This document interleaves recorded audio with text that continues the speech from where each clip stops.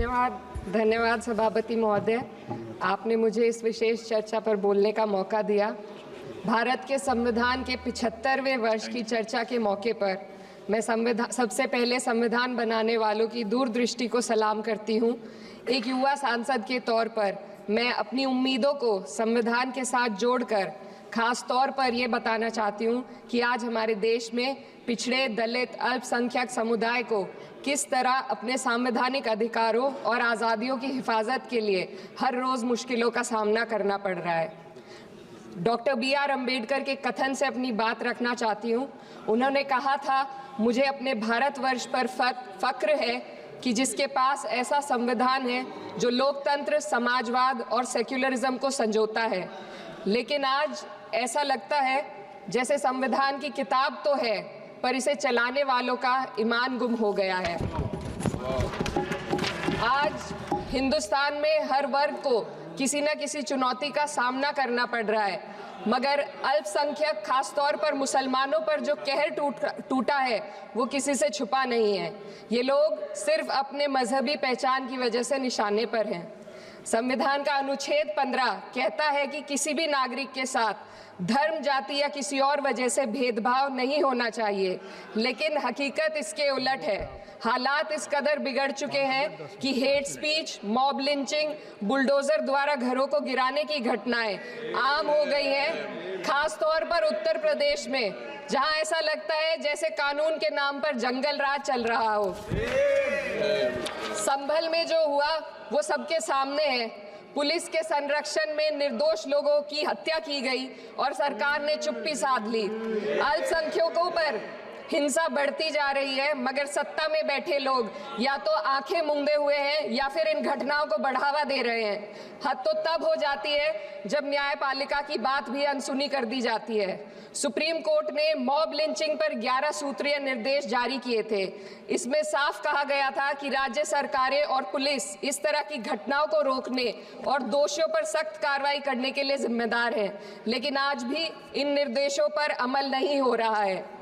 हाल ये है कि मॉब लिंचिंग को रोकने की बजाय सत्ता में बैठे लोग आग में घी डालने का काम कर रहे हैं। उनकी जुबान से ऐसी बातें निकलती हैं जो नफरत को और बढ़ावा देती है। ये अशांति अब इतनी गहराई तक फैल चुकी है कि हमारे समाज के धर्मनिरपेक्ष चरित्र पर गंभीर सवाल उठ रहे हैं। साल की शुरुआत में ही कई राज्यों में दुकानदारों को अपने नाम बोर्ड पर लगाने के लिए मजबूर किया गया। इसे सेहत और सुरक्षा के कानूनों का हिस्सा बताया गया, मगर असल मंशा कुछ और थी। ये कदम खास तौर पर मुसलमान दुकानदारों को निशाना बनाकर उठाया गया ताकि उनकी रोजी रोटी पर चोट की जाए। पिछले हफ्ते मुरादाबाद में एक मुस्लिम डॉक्टर को हिंदू बहुल्य मोहल्ले में घर खरीदने पर विरोध झेलना पड़ा। वजह बताई गई कि इससे मोहल्ले की सामाजिक शांति बिगड़ जाएगी। अब आप ही बताइए, क्या ये वजह सही है, जायज है? असल में ये छोटी बड़ी घटनाएं इस बात का सबूत है कि सांप्रदायिकता को बढ़ावा देने वाले बयान और नीतियां हमारे समाज को अंदर से खोखला कर रही है। उत्तर प्रदेश में यति नरसिंहन ने बेहद घटिया बयान दिया, लेकिन सरकार इन बयानों पर कोई कार्रवाई नहीं कर रही। हेट स्पीच न केवल जनमानस के विचारों को प्रदूषित करती है, बल्कि इससे अब संवैधानिक पदों पर बैठे लोगों को भी प्रभावित कर दिया है। अभी हाल ही में माननीय उच्च न्यायालय इलाहाबाद के माननीय न्यायाधीश ने ऐसे बयान दिए जिसका संज्ञान खुद सुप्रीम कोर्ट को लेना पड़ा। संविधान के अनुच्छेद 29 और 30 ने अल्पसंख्यकों को उनके मजहबी और सांस्कृतिक हक दिए हैं ताकि वो अपनी पहचान को बचा सके और अपने संस्थान चला सके, लेकिन आज उन्हीं हकों पर हर तरफ से चोट की जा रही है। वक्फ जैसे बिल लाकर उनके धार्मिक अधिकारों को छीनने की कोशिश की जा रही है। आज अल्पसंख्यक समुदाय को संविधान द्वारा दिए गए अपने बुनियादी अधिकार पाने के लिए लंबी लड़ाई लड़नी पड़ रही है। ऐसे कई मामले अदालत ने न्याय देकर संविधान की रक्षा की है, लेकिन अदालती प्रक्रिया में जो समय लगता है उसकी वजह से देश के सामाजिक ताने बाने को भारी नुकसान उठाना पड़ता है। मिसाल के तौर पर इलाहाबाद हाई कोर्ट ने 2004 के मदरसा एक्ट को रद्द कर दिया था, जिससे मदरसों के संचालन पर सवाल उठे। हालांकि सुप्रीम कोर्ट ने बाद में इस फैसले को पलट दिया और एक्ट को वैध करार दिया, लेकिन इस प्रक्रिया में जो समय लगा उसने अल्पसंख्यकों को बेचैनी और संघर्ष के दौर में डाला है। इसी कड़ी में प्लेसेस ऑफ वर्शिप एक्ट 91 भी आता है और कई अन्य अधिकार, उन्हें भी इसी तरह अदालती लड़ाइयों में उलझाया जा रहा है। ये स्थिति न केवल अल्पसंख्यकों के अधिकारों की राह में रुकावट है, बल्कि justice delayed is justice denied जैसी कहावत को सिद्ध करती है। मैं इस सदन से दुनिया भर के अल्पसंख्यकों की आवाज उठाना चाहती हूँ, खास तौर पर हमारे पड़ोसी देश बांग्लादेश में अल्पसंख्यकों के साथ जो हो रहा है वे दिल को गहरे तक चोट पहुंचाने वाला है। उनकी जान माल की हत्या की जा रही है। बांग्लादेश हो या हिंदुस्तान हो या कोई और देश, अल्पसंख्यकों की सुरक्षा, इज्जत और अधिकारों की हिफाजत हर सरकार की सबसे पहली जिम्मेदारी होनी चाहिए। मैं इस सदन से अपने देश के अल्पसंख्यकों के साथ बांग्लादेश के पीड़ित अल्पसंख्यकों की आवाज को एक साथ उठाना चाहती हूँ। ये वक्त की पुकार है कि हम सब मिलकर ये सुनिश्चित करें कि किसी भी इंसान को उसकी पहचान या मजहब के कारण डरकर जीने पर मजबूर ना होना पड़े। जहाँ हक छीने जाते हैं वहाँ अमन खो जाता है। ये बात हर सरकार को समझनी चाहिए। अगर हम सच में अपने संविधान का सम्मान करना चाहते हैं तो हमें नफरत और भेदभाव को खत्म करना होगा।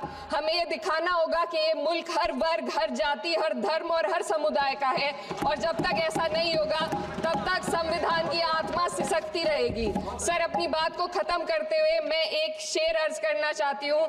ये दाग दाग उजाला, ये शब गजीदा शहर, वो इंतजार था जिसका ये वो शहर तो नहीं।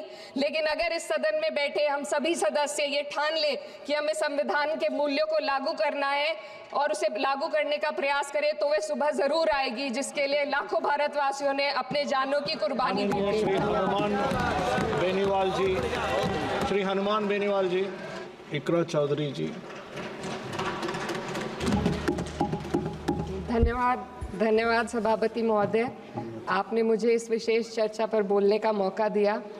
भारत के संविधान के 75वें वर्ष की चर्चा के मौके पर मैं सबसे पहले संविधान बनाने वालों की दूरदृष्टि को सलाम करती हूँ।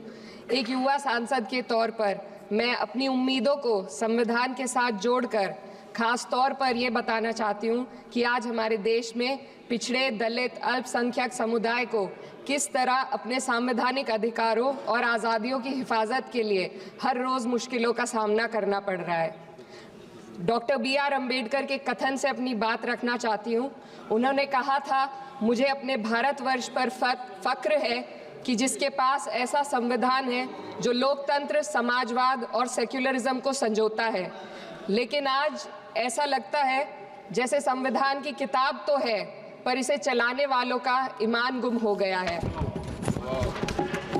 आज हिंदुस्तान में हर वर्ग को किसी न किसी चुनौती का सामना करना पड़ रहा है, मगर अल्पसंख्यक, खासतौर पर मुसलमानों पर जो कहर टूटा है वो किसी से छुपा नहीं है। ये लोग सिर्फ अपने मजहबी पहचान की वजह से निशाने पर हैं। संविधान का अनुच्छेद 15 कहता है कि किसी भी नागरिक के साथ धर्म, जाति या किसी और वजह से भेदभाव नहीं होना चाहिए, लेकिन हकीकत इसके उलट है। हालात इस कदर बिगड़ चुके हैं कि hate speech, mob lynching, bulldozer द्वारा घरों को गिराने की घटनाएं आम हो गई हैं, खास तौर पर उत्तर प्रदेश में, जहां ऐसा लगता है जैसे कानून के नाम पर जंगल राज चल रहा हो। संभल में जो हुआ वो सबके सामने है।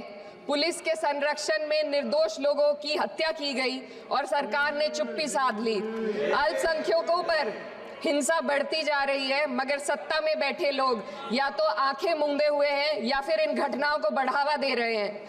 हद तो तब हो जाती है जब न्यायपालिका की बात भी अनसुनी कर दी जाती है। सुप्रीम कोर्ट ने मॉब लिंचिंग पर 11 सूत्रीय निर्देश जारी किए थे। इसमें साफ कहा गया था कि राज्य सरकारें और पुलिस इस तरह की घटनाओं को रोकने और दोषियों पर सख्त कार्रवाई करने के लिए जिम्मेदार हैं, लेकिन आज भी इन निर्देशों पर अमल नहीं हो रहा है। हाल ये है कि मॉब लिंचिंग को रोकने की बजाय सत्ता में बैठे लोग आग में घी डालने का काम कर रहे हैं। उनकी जुबान से ऐसी बातें निकलती हैं जो नफरत को और बढ़ावा देती है।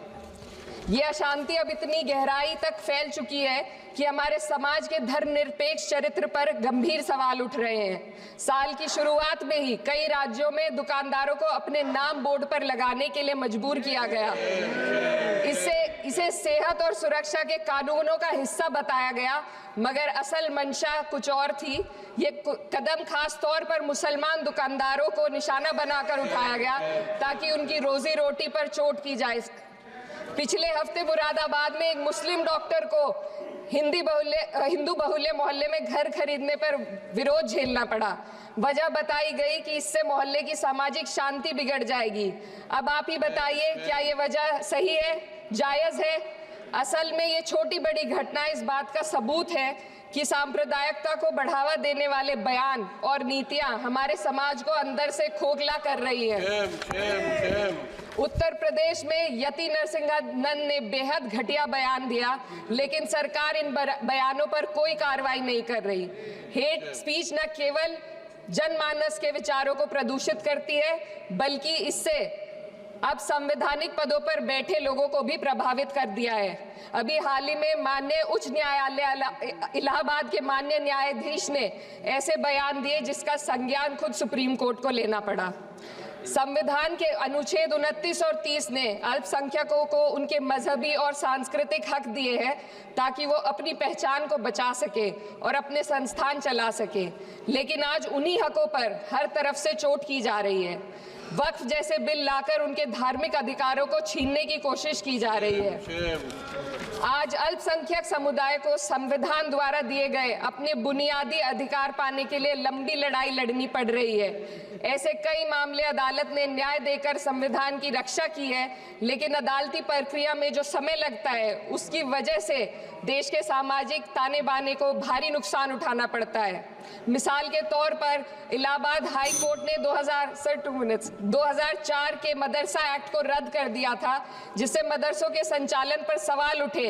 हालांकि सुप्रीम कोर्ट ने बाद में इस फैसले को पलट दिया और एक्ट को वैध करार दिया, लेकिन इस प्रक्रिया में जो समय लगा उसने अल्पसंख्यकों को बेचैनी और संघर्ष के दौर में डाला है। इसी कड़ी में प्लेसेस ऑफ वर्शिप एक्ट 91 भी आता है और कई अन्य अधिकार, उन्हें भी इसी तरह अदालती लड़ाइयों में उलझाया जा रहा है। ये स्थिति न केवल अल्पसंख्यकों के अधिकारों की राह में रुकावट है, बल्कि justice delayed is justice denied जैसी कहावत को सिद्ध करती है। मैं इस सदन से दुनिया भर के अल्पसंख्यकों की आवाज उठाना चाहती हूँ, खास तौर पर हमारे पड़ोसी देश बांग्लादेश में अल्पसंख्यकों के साथ जो हो रहा है वे दिल को गहरे तक चोट पहुंचाने वाला है। उनकी जान माल की हत्या की जा रही है। बांग्लादेश हो या हिंदुस्तान हो या कोई और देश, अल्पसंख्यकों की सुरक्षा, इज्जत और अधिकारों की हिफाजत हर सरकार की सबसे पहली जिम्मेदारी होनी चाहिए। मैं इस सदन से अपने देश के अल्पसंख्यकों के साथ बांग्लादेश के पीड़ित अल्पसंख्यकों की आवाज को एक साथ उठाना चाहती हूँ।